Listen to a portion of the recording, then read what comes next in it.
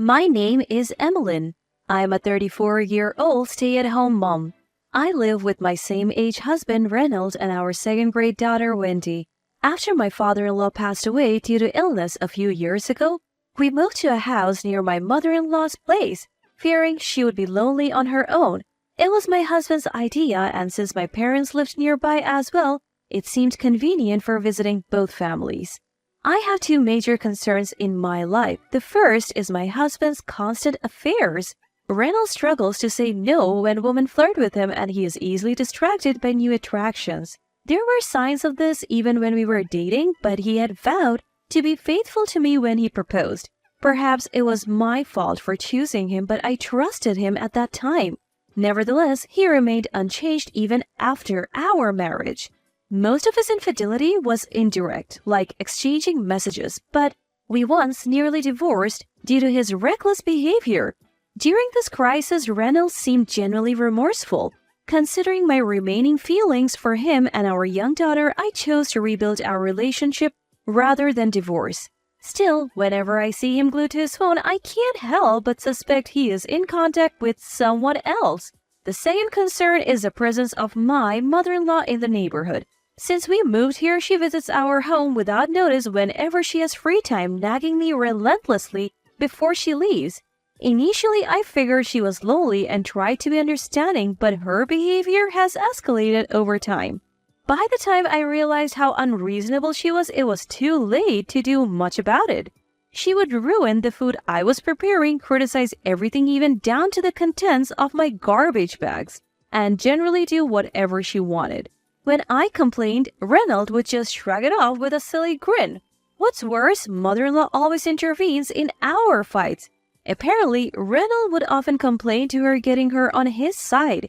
When we argued about his infidelity in the past, she would side with him, saying, "No wonder he doesn't want to come home to a nagging wife like you." I was utterly shocked. Whenever mother-in-law attacks me, she always adds, "If only you had given birth to a boy." It's an outdated view that doesn't fit in today's world. I mean, how is that relevant right now? Every time she says that, I retort in my mind. After all, we're an ordinary family, and it's not like we're a prestigious family needing a male heir. I have to deal with my cheating, mother-obsessed husband and my mother-in-law who loves both her son and bullying her daughter-in-law. In this daily life filled with problems about the two of them, my daughter's smile is my only hope. I have thought about divorce numerous times, but as I'm currently unemployed and a full-time housewife, I worry about financial stability. Thinking about my growing daughter, I don't want to make her life harder. More importantly, I couldn't bear to take away her beloved father, so I have been unable to make the decision to divorce. One day, my daughter showed me a portrait she drew of me at school. In the picture, I was holding her hand and smiling. She's gotten quite good at drawing, I noticed. I smiled, feeling proud of my daughter's progress. Because of her, I can still keep going, as I stroked her head, saying, "Thank you." She grinned shyly. Then, on another regular day, while I was doing housework after seeing my husband and daughter off to work and school, my mother-in-law called. She had something for me and wanted me to come over to her house immediately. The call was demanding that I come to my mother-in-law's house immediately because she needed something. "Why don't you get what you need as you usually do, Mom?" By this point, I had developed some resistance to my mother-in-law's unreasonable demands and could retort back if she threw a word or two my way. "Well, summoning an old woman like me, what a cold-hearted daughter-in-law you are." As expected, my mother-in-law raised her voice very dramatically. I let out a sigh. Looking out the window, the outside was gloomy and dark. It looked like it was about to rain any moment. All right, I'll head over there in a bit." Saying that nonchalantly, I ended the call. I wasn't sure what she needed, but I could easily imagine that it was some minor chore, like always, a burnt-out light bulb, a bathtub that needed cleaning. I sped up the folding of the laundry, changed into something more comfortable, and headed over to my mother-in-law's place. Upon arrival, I was greeted by my mother-in-law. "Took you long enough." However, she seemed unusually cheerful. Mom, do you have guests over?" I tilted my head as I saw a pair of leather shoes and pumps neatly arranged at the entrance. Yes, there's someone I want you to meet. I was puzzled even more, but as I followed my mother-in-law into the living room, I found my husband who was supposed to be at work and an unfamiliar woman. Moreover, the woman had a noticeably large belly. Come on, have a seat. Prompted by my mother-in-law, I sat down. I thought you were at work? Bypassing the woman for the moment, my husband scratched his cheek awkwardly as I addressed him. I took a paid day off. I have something I need to talk to you about today, and I asked Mom for help. Is it about this lady? As I glanced at her, the woman was peeling an orange with a calm expression and munching on it. In contrast, my husband paled, trembled, and bowed his head deeply. I got her pregnant. She's due in 3 months, and she says she wants to keep the baby, so I want a divorce. When I saw the woman's belly, I had more or less guessed. I couldn't bring myself to tell you, and while I was procrastinating, her belly kept growing. Seeing that, my husband pathetically apologized and asked for a divorce. I let out a big sigh. Who was that apology for? It was an apology to push through his own demands, not an apology to me. Knowing that, I couldn't hold back the sadness that welled up inside me. Were you not thinking about Wendy? How could you interact with Wendy while you were having an affair? This was something I had said to my husband when we were in a terrible state due to his previous affair. But I told you to think about Wendy, not me. If you ever feel like having an affair again, didn't I? My husband adored our daughter. That's why I cried and told him that his affair would not only hurt me, but also our beloved daughter, but it seems it didn't deter him at all. This isn't an affair, it's real love. A gentle voice interrupted the conversation between my husband and me. The woman he cheated with was looking at us with a calm smile. Reynolds always told me that he loved me more than his wife and daughter. That's why I could get pregnant with a boy that his mother desired as a symbol of our love. Saying that, she smiled, and while saying right, she stroked her belly. Her audacity was so outrageous that I was more flabbergasted than angry. I couldn't believe he dared to say something like that in this situation. Then, my silent mother-in-law decided to speak up. Well, unlike you, Marcia is young, gentle, and kind-hearted. I completely support your divorce. Turns out, the mistress's name was Marcia. I would think a kind-hearted young lady wouldn't go getting herself pregnant with a married man's child. I muttered this under my breath, and my mother-in-law glared at me in irritation. Enough out of you. You're done here. You only give birth to girls, so just get divorced and leave quickly. My mother-in-law, shooing me away with a wave of her hand, shouted at me. My husband wouldn't meet my eyes, and Marcia stroked her pregnant belly with a victorious grin.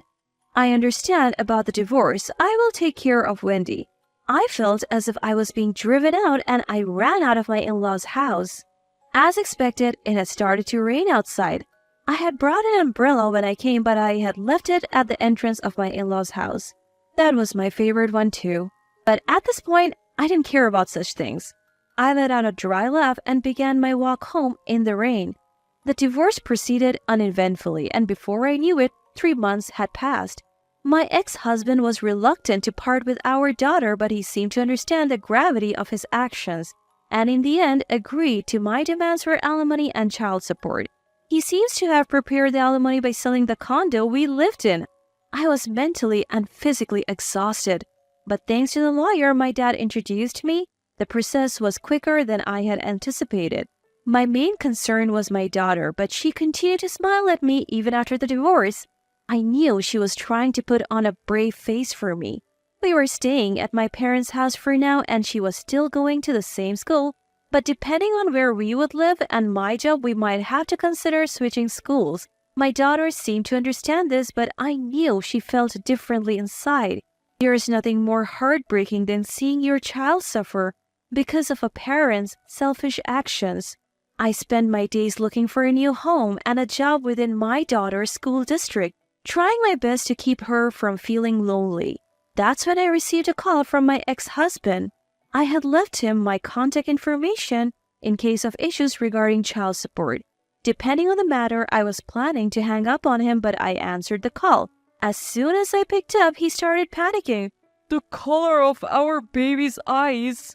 I was taken aback by the abruptness of his statement.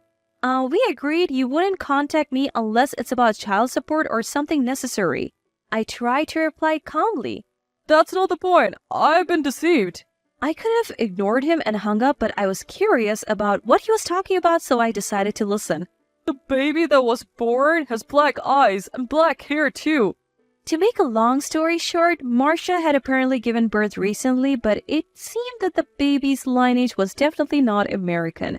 By the way, it seemed that the baby was indeed a boy. I had heard that he had married Marcia immediately after our divorce, and I had to restrain myself from laughing. Marcia was seeing multiple men besides me. One of them was apparently Japanese. I can't believe it. My ex-husband was expressing his anger as if he were the victim. Continuing, he vented out his frustrations. This is a scam. When I threatened to sue, they said they picked me because I seem to have the most money. Can you believe it? It's too much. Neither my ex-husband, his mother, nor the woman who gave birth herself probably ever imagined it would come to this. But ultimately, it's karma. So I have no sympathy. What, you're saying this? At my words, my ex-husband is clearly taken aback, and I can't help but smirk. Did this man think I was going to console him? Well, cheaters don't belong together, don't they? What does it matter if their eyes are black? It's undoubtedly the boy your dear mother wished for. At my words, my ex-husband is visibly shaken. But I'm planning to break up with Marcia. I was hoping we could get back together. I hold my head in my hands as my ex-husband stammers out a request for a remarriage. Mom also thinks it would be a good idea. At this unwarranted addition, my anger explodes. I hope you live happily with your wife, who is just like your dear mother and your cute black-haired, black-eyed baby. By the way, it seems you have forgotten, but if the baby was delivered safely, I'll be claiming damages for the affair from Marcia. Be prepared for that. I spit out those words, hang up the phone, and promptly switch off my mobile. I originally intended to wait until Marcia gave birth to demand damages out of consideration for the baby. This call let me know the baby has been born, so it's a good time. But at the same time, I feel a growing sense of danger at my ex-husband's suggestion for reconciliation. Until now, I have been looking for a place to live and work in this area to prevent my daughter from having to switch schools. But I'm starting to think it might be better to move to a place out of their reach. That evening, I was having dinner with Mom and my daughter. Dad hasn't come home from work yet. My daughter is excited to watch anime together when Grandpa comes home. Even Mom is looking forward to it, saying, "Maybe Grandma should join in too." Our peaceful moment is abruptly interrupted by the sudden ringing of the intercom. Wondering who it could be at this hour, I peek at the screen to see my ex-husband and his mother. "Wendy, stay with Grandma for a bit." I leave my daughter with Mom and open the front door, leaving the chain on. There is a loud click as the door opens forcefully. I'm glad I left the chain on. Just as I think this, I hear a clicking sound and see my ex-husband's mother peeking in.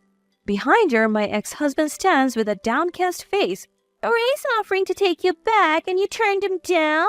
Ray is my ex-husband. His mother has been calling him that since he was a child, it seems. "You don't have a chance of getting remarried with a child. Don't you understand Ray's kindness?" "Mind your own business. You have a new daughter-in-law who gave birth to your long-awaited grandson with black hair and black eyes. Get along with her." At my words, mother-in-law's face turned red. "If I knew she was that kind of woman, I would have put up with you." Pushing mother-in-law aside, my ex-husband now reaches out from the gap in the door. "Emmeline, I truly regret what I did. I was deceived too. Let's build a happy family together this time." At the front door, my ex-husband rattled the doorknob, crying, pleading, while my irate ex-mother-in-law shouted at him. I was at a loss as to what to do in this bizarre situation, but then an unexpected person managed to silence them both.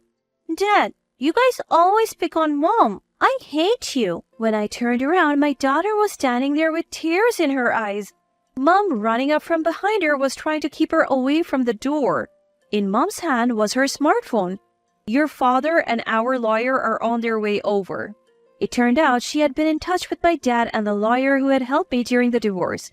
Wendy must have taken advantage of the chaos to come over to my place. I felt a little relieved at Mom's words. I was honestly scared of the intense energy the two were exuding, almost as if they would break in any moment. Wendy, why don't you wait over there with Grandma? But Wendy stubbornly shook her head. I'll protect Mommy. I hate Daddy and his friend, she declared, bursting into tears. I couldn't help but tear up at the sight and pulled her into my arms. My ex-mother-in-law and ex-husband just stood there dumbstruck. All of their prior aggression seemed to vanish, leaving their faces void of any life. Wendy's words had hit them hard. While all this was going on, Dad and the lawyer finally arrived, and to top it off, a police car showed up as well. It seems the neighbors had called the police. Reynolds, your daughter will never be with you again. If you truly regret what you have done, then you know what you should be doing, and it's not this.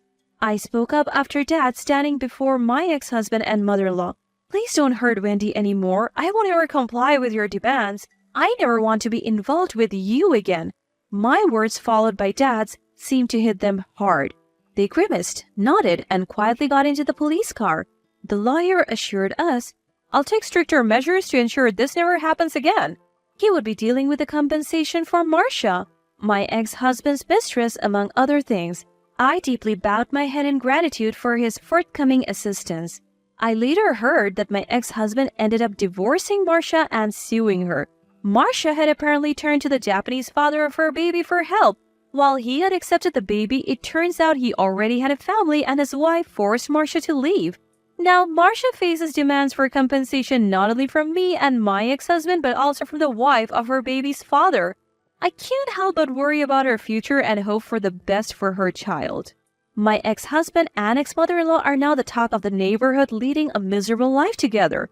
My ex-husband has increased his overtime to pay the child support and remaining compensation, working like a horse but making sure to pay on time. As for me and Wendy, we have moved to a place where we have no connection with my ex-husband and his mother. Thanks to an old contact, I have found work again, and Wendy is enjoying her new school and making friends. I am determined to live a strong life, looking forward to watching my daughter grow up.